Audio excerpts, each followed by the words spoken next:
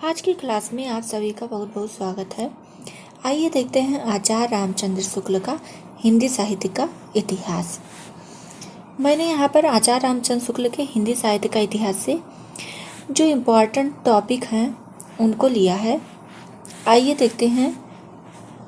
पहला टॉपिक है आपका शिव सिंह सेंगर का वृत्त संग्रह है।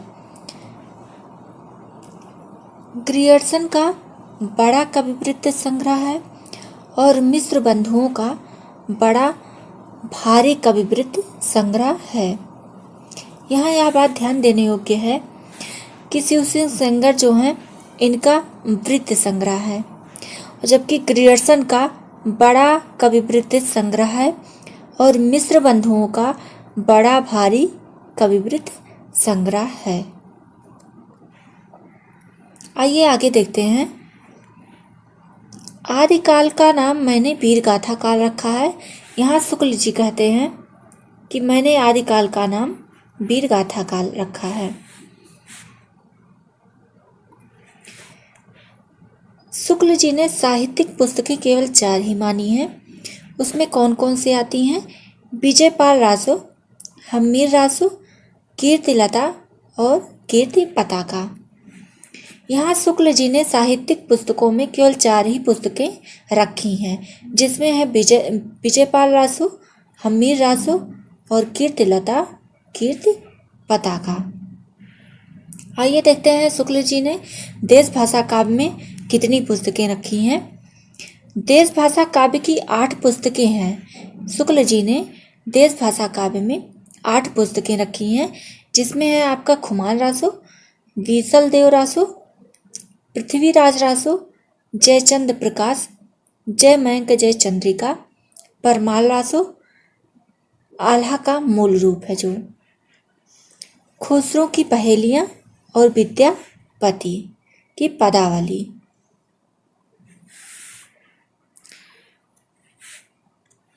यहाँ शुक्ल जी कहते हैं इनमें से अंतिम 2 तथा बीसल देव को छोड़कर शेष सब ग्रंथ वीर गाथात्मक ही हैं, अर्थात खुसरो की पहेलियां और विद्यापति की पदावली। और यहाँ आपका बीसल देव छोड़ करके सारे ग्रंथ आपके वीर गाथात्मक ही हैं। यहाँ शुक्ल जी आगे कहते हैं कवियों के परिचयात्मक विवरण मैंने प्रायः मिश्र बंधुओं से ही लिए हैं। कवियों का जो परिचय इन्होंने दिया है उसका जो स्रोत है वह मिश्र बंधु से इन्होंने लिया है। आधुनिक काल में गद्य का आविर्भाव सबसे प्रधान घटना है। यह शुक्ल जी कह रहे हैं कि आधुनिक काल का जो गद्य का आविर्भाव है वह इस काल की सबसे महत्वपूर्ण घटना है, आधुनिक काल की। आइए आगे देखते हैं। हिंदी साहित्य का यह इतिहास हिंदी शब्द सागर की भूमिका के रूप में हिंदी साहित्य का विकास के नाम से 1929 के जनवरी महीने में निकल चुका है।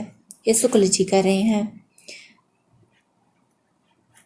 यहाँ क्वेश्चन आपका बन सकता है कि हिंदी साहित्य का विकास, हिंदी साहित्य का जो इतिहास है वह किस महीने में प्रकाशित हुआ? तो जनवरी महीने में। हिंदी साहित्य का विकास ये किसका है? शुक्ल जी का। कब प्रकाशित हुआ?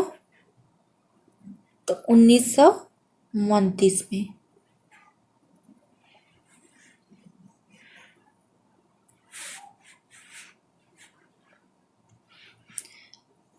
कुमारपाल चरित और सारंगधर हम्मीर रासो अपभ्रंश, ये अपभ्रंश भाषा में मिलती हैं।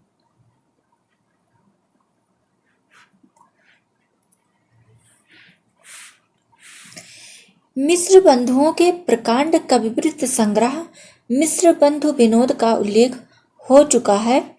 रीतिकाल के कवियों का परिचय लिखने में मैंने प्रायः उक्त ग्रंथ से ही विवरण लिए हैं।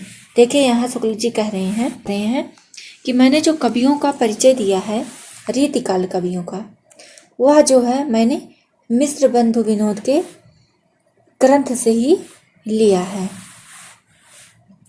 आगे देखते हैं, हिंदी कोविद रत्नमाला, कविता कौमुदी, ब्रज माधुरी सार से भी बहुत कुछ सामग्री मिली है। अर्थात इन्होंने केवल मिश्र बंधु विनोद से ही नहीं लिया है, बल्कि इन्होंने बहुत से तथ्य कोविद रत्नमाला, कविता कौमुदी और ब्रज माधुरी सार से भी इन्होंने लिया है।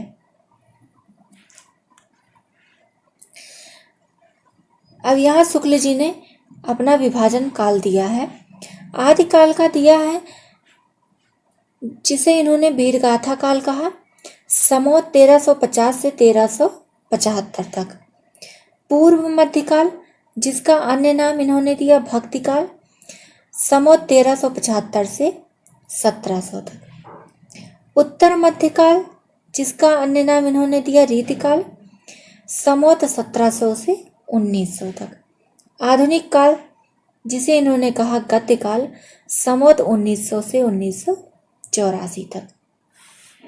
यह इम्पॉर्टेंट है।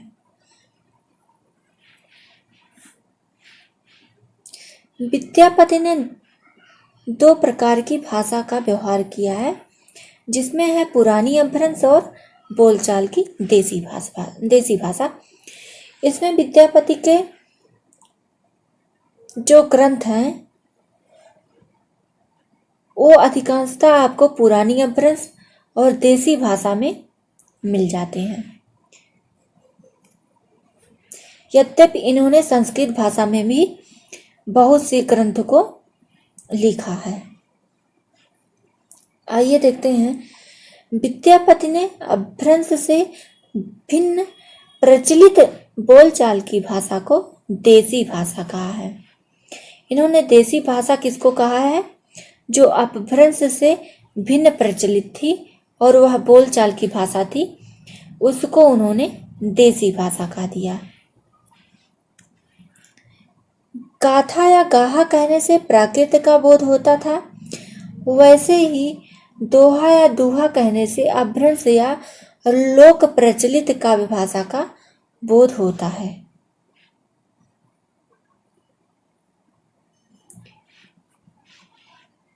भरत मुनि ने अपभ्रंश नाम न देकर लोक भाषा को देश भाषा ही कहा है। यहाँ देखिए, भरत मुनि ने अपभ्रंश का नाम न देकर लोक भाषा को इन्होंने देश भाषा कह दिया है। वररुचि के प्राकृतिक प्रकाश में अपभ्रंश का उल्लेख नहीं हुआ है। वररुचि ने अपभ्रंश का उल्लेख नहीं किया है अपनी रचना प्राकृतिक प्रकाश में। अपभ्रंश नाम पहले वल्लभी राजा धारसेन द्वितीय के शिलालेख में मिलता है। ये इम्पॉर्टेंट है कि अपभ्रंश नाम सबसे प्रथम कहाँ मिलता है, सबसे पहले कहाँ मिलता है, तो धारसेन द्वितीय के शिलालेख में। गुहसेन संस्कृत, प्राकृत और अपभ्रंश तीनों के कवि हैं।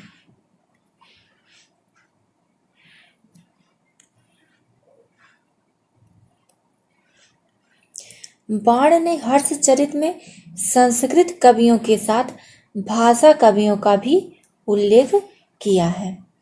बाण ने संस्कृत कवियों के साथ साथ इन्होंने भाषा कवियों का भी वर्णन किया है। अपभ्रंश या प्राकृत भाष हिंदी में रचना होने का पता 7वीं शताब्दी में मिलता है। अर्थात अपभ्रंश भाषा का प्रयोग कब होने लगा या कब किया जा रहा था, तो यह 7वीं शताब्दी के आसपास मिलता है इसका प्रयोग। देवसेन जैन ग्रंथकार थे और इनकी रचना है श्रावकाचार। दब्ब साहब पयास, जिसका अन्य नाम है द्रव्य स्वभाव प्रकाश, यह दोहा में रचित रचना है। बौद्ध तांत्रिक ये बिहार से लेकर आसाम तक फैले थे और सिद्ध कहलाते थे। बौद्ध धर्म विकृत होकर वज्रयान संप्रदाय के रूप में सामने आया। यहाँ देख सकते हैं कि बौद्ध तांत्रिक बिहार से लेकर असम तक फैले हुए थे और यही जो है बौद्ध तांत्रिक ही सिद्ध कहलाते थे। जब बौद्ध धर्म विकृत हो गया तो यह वज्रयान संप्रदाय का रूप ले लेता है। राजशेखर की कपूर मंजरी है, इसमें भैरवानंद नामक एक सिद्ध का उल्लेख हुआ है। जो सिद्ध कवि हैं आपके 84 कवि, उनमें एक नया सिद्ध कवि इन्होंने राजशेखर ने अपनी कपूर मंजरी में भैरवानंद नामक एक अन्य सिद्ध का भी उल्लेख किया हुआ है। बिहार के नालंदा और विक्रमशिला नामक प्रसिद्ध विद्यापीठ सिद्धों के अड्डे थे, अर्थात जो सिद्ध रहते थे उनका स्थान जो था वो विक्रमशिला और नालंदा विश्वविद्यालय था। सिद्धों की संख्या पूरी 84 है, 84 सिद्ध थे, जिसमें लक्ष्मीकरा, मणिभद्रपा और कनखलापा योगिनी सिद्धि हैं, अर्थात ये तीनों स्त्रियां हैं। ये इम्पॉर्टेंट क्वेश्चन है, 2021 में आपको पूछा गया था ये कि निम्न में से कौन सा जो है योगिनी नहीं है, इसमें उसमें पूछा गया था। पा शब्द जो लगता है जैसे सरहापा, लालापा या लुईपा, इसमें जो पा शब्द लगता है वह आदर्श सूचक शब्द है। सिद्धों की रचनाओं का संग्रह हरप्रसाद शास्त्री ने बंगला अक्षरों में बौद्ध कान ओ दोहा के नाम से निकाला। यहाँ निकाला रहेगा, निकाला।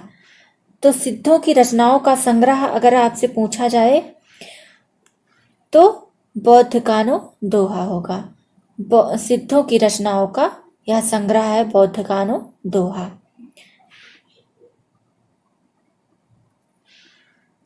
सिद्धों में सबसे पुराने सरह हैं जिनका अन्य नाम है सरोज वज्र।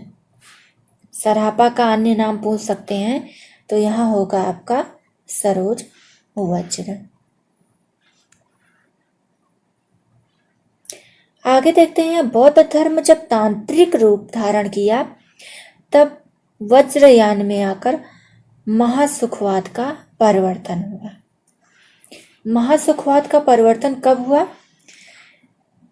जब बौद्ध धर्म जो था वह तांत्रिक रूप धारण कर लेता है और वज्रयान बन जाता है, तब महासुख का परिवर्तन होता है।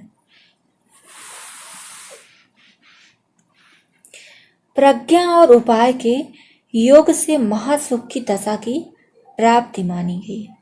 महासुख की दशा कब प्राप्त होगी? प्रज्ञा और उपाय से।